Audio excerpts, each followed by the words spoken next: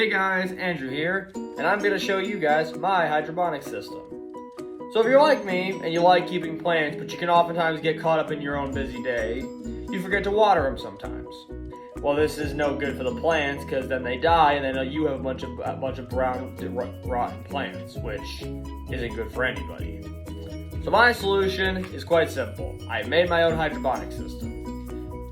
Now, I want to first start by stating there are plenty of other systems you could use, whether they be pre-made, you can get at Lowe's and Home Depot, or even Walmart, you can get them online, or you can buy your own hydroponics kit, which will do pretty much the same thing. The only exception is mine's supposed to water the plant itself.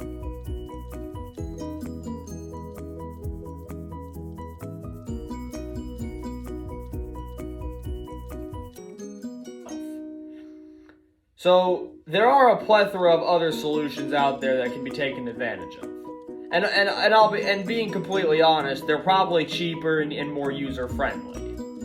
Mine acts a lot more to solve the problem, also challenge my own abilities as an engineer. So it's not exactly the best for conventional users to make, which is one of its major debuffs. Alright, so the code and schematics are actually quite simple.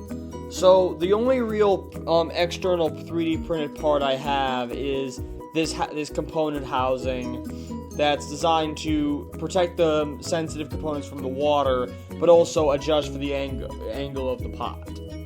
Now on the electronics section it's very simple. We have the soil moisture sensor, except mine's a little bit different. This is a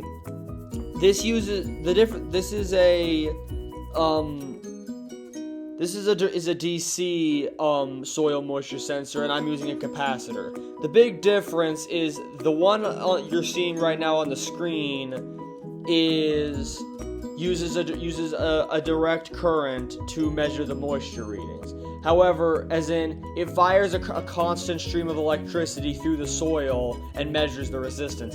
But this can become problematic as, well, that's how oxidization happens, and it can destroy the motor, the sensor, and poison the plant. So it's only good for like a year, and you have to constantly watch it. The capacitor soil sensor acts like, well, a capacitor. It releases a sudden discharge of electricity, and then it returns back, and it measures that voltage. And it does this impulsively at a very, very fast rate to prevent a constant stream to reduce oxidation. That's not to say that it wouldn't eventually happen, but it does decrease the risk quite a bit. And of course, we have a servo motor and the indicator light. Unfortunately, Tinkercad doesn't have a water level sensor, which is something I'll show you when looking at the actual invention. However, that is something that is definitely worth including. So basically, this detects the soil readings, tells the Arduino this, and stores it in a value. And then once that gets too low, it tells this servo motor to press down on a bottle on a water supply, which releases the water into the plant. And however, when the water source is too low, this light comes on and basically says, "Hey, we're too low. We need your help." All right, now I'm going to show you guys how this actually works. So before I get into it, we'll say that it's technically not complete. It's not functioning, as the servo motor does not work. It does not have enough force to push the button, and it is not sufficiently mounted on the bottle. However, everything else works perfectly. So the first thing to keep in mind is this soil capacitor sensor. This is what tells me how moist the soil is. If I put it back into the soil, let's put it back in.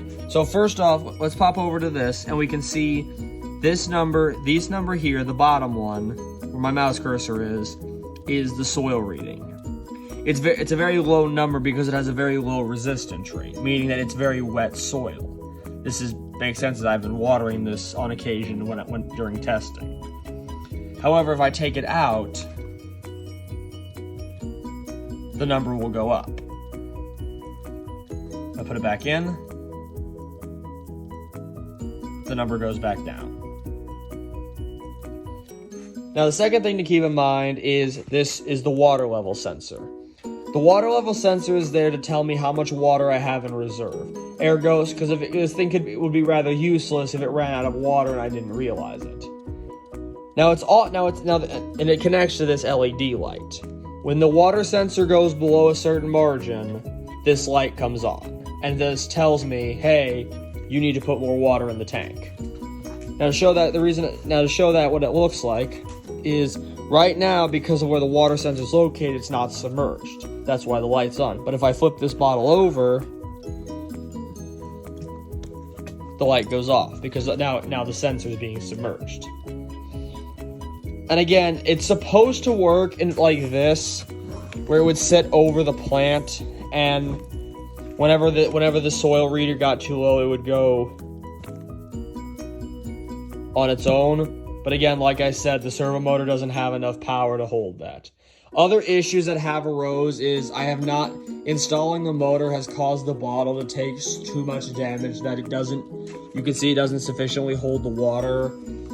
And once again, there's also the issue of mounting the servo motor properly.